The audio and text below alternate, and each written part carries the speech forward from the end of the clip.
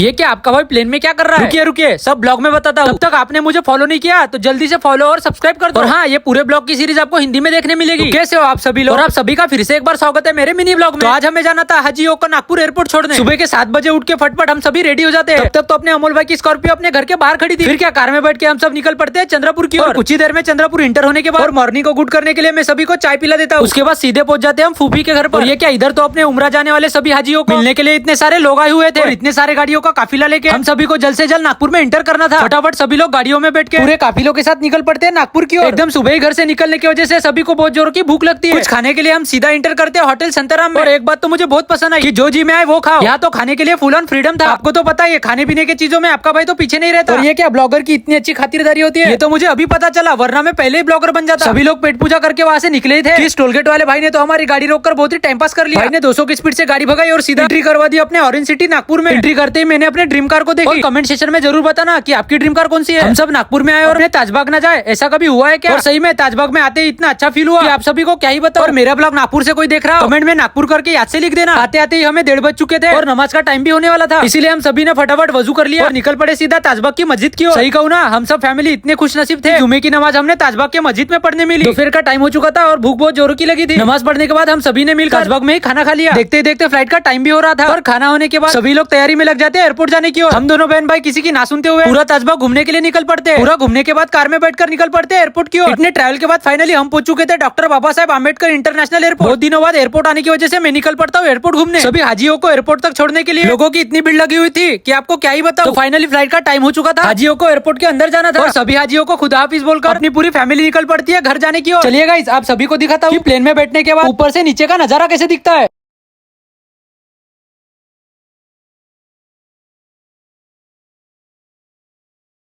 Red Bull पीते पीते ये ब्लॉग यही एंड करते हैं। ब्लॉग आपको पसंद आया हो तो फॉलो और सब्सक्राइब जरूर कीजिएगा।